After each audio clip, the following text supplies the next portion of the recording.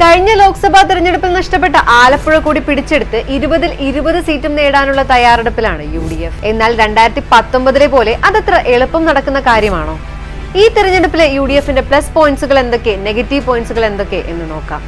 നിർണായക സമയത്ത് കൃത്യമായി തീരുമാനങ്ങൾ എടുക്കാനുള്ള ഐക്യം കോൺഗ്രസിൽ ഇല്ലെന്നുള്ള ആരോപണങ്ങൾ കാലാകാലങ്ങളായി കേൾക്കുന്നതാണ്. പക്ഷേ ഇക്കുറി പതിവിന് വിപരീതമായി ഔദ്യോഗികമായി തിരഞ്ഞെടുപ്പ് തീയതി പ്രഖ്യാപിക്കുന്നതിന് ആഴ്ചകൾക്ക് മുമ്പ് തന്നെ സ്ഥാനാർത്ഥികളെ രംഗത്തിറക്കി കോൺഗ്രസ് കേരളത്തെ ഞെട്ടിച്ചു. അതും ഒറ്റക്കെട്ടായി എന്നതാണ് പ്രത്യേകത. അതേ ഉണർവോടെ 100% വിജയത്തിനായി കോൺഗ്രസ് പ്രവർത്തിക്കുന്നു എന്നതും ശ്രദ്ധേയമാണ്. TN പ്രതാപനെ മാറ്റി K മുരളീധരനെ തൃശൂരിൽ സ്ഥാനാർത്ഥിയാക്കിയപ്പോൾ സ്വാഭാവികമായും ഉണ്ടാകേണ്ട അസ്വാരസ്യങ്ങളോ പടലപ്പിണക്കങ്ങളോ മഷിയിട്ട് നോക്കിയിട്ടും കാണാനില്ല. KPCC പ്രസിഡന്റ് K സുധാകരനും പ്രതിപക്ഷ നേതാവ് VD സതീശനും പല കാര്യങ്ങളിലും പല തട്ടിലായിരുന്നുവെങ്കിലും തിരഞ്ഞെടുപ്പെടുത്തപ്പോൾ ഇരുമയും ഒരു മനസ്സുമായി നിൽക്കുന്ന കാഴ്ചയാണ് കാണാനുള്ളത്. ബൂത്ത് തലങ്ങളിലെ ഒത്തൊരുമയില്ലായ്മ പാർട്ടിക്ക് തലവേദനയാണെങ്കിലും രാഹുൽ ഇഫക്റ്റിൽ അതൊക്കെ മറികടക്കാമെന്നാണ് കണക്കുകൂട്ടൽ. സംസ്ഥാനത്തെ ഭരണവിരുദ്ധ വികാരവും പിണറായി സർക്കാരിനെതിരായ മാസപ്പടി കേസും അടക്കമുള്ള അഴിമതി ആരോപണങ്ങളും UDFന് വോട്ടായി മാറുമെന്ന് ഉറപ്പിക്കാം. എന്നാൽ പുറമേ കാണുന്നത്ര എളുപ്പമല്ല വിജയം. അടിയൊഴുക്കുകൾ കൂടി മനസ്സിലാക്കേണ്ടതുണ്ട്. കഴിഞ്ഞ തവണ UDFന് ഗുണമായ രാഹുൽ ഇഫക്റ്റും ശബരിമല വിഷയവുമൊന്നും ഇത്തവണയില്ല.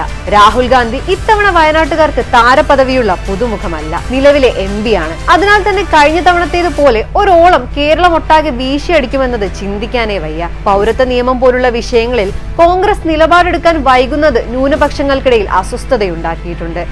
ഏറ്റവും ഒടുവിൽ രാഹുൽ ഗാന്ധി വയനാട്ടിൽ നടത്തിയ റോഡ് ഷോയിൽ മുസ്ലിം ലീഗിന്റെ പച്ചപ്പതാക ഒഴിവാക്കിയതിനെതിരെ വ്യാപകമായ വിമർശനം ഉയർന്നിരുന്നു. ദേശീയ തലത്തിൽ മൃദു ഹിന്ദുത്വ സമീപനമാണ് കോൺഗ്രസിനെന്ന വിമർശനങ്ങൾക്ക് അടിവരയിടുന്നതായിരുന്നു ഈ നീക്കം.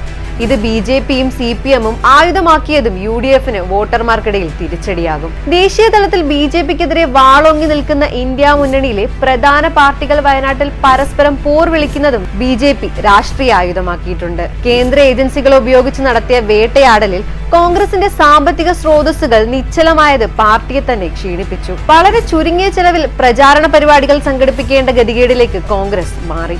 മുതിർന്ന നേതാക്കൾ അടക്കം നിരവധി കോൺഗ്രസുകാർ പാർട്ടി വിട്ട് BJPയിലേക്ക് ചേക്കേറിയതും കോൺഗ്രസിന് രാഷ്ട്രീയപരമായി തിരിച്ചടിയായി. സ്ഥാനാർത്ഥി നിർണയത്തിൽ വനിതകൾക്ക് അർഹമായ പ്രാധാന്യം നൽകിയില്ലെന്ന പരാതിയും ഉൾപാർട്ടി തലത്തിൽ ഉയർന്നിരുന്നു.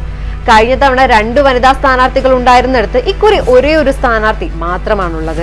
ഇന്ത്യ മുന്നണിക്ക് കേരളത്തിൽ യാതൊരു ചലനവും ഉണ്ടാക്കാൻ കഴിഞ്ഞില്ലെന്നതും UDFന് വെല്ലുവിളിയാണ്.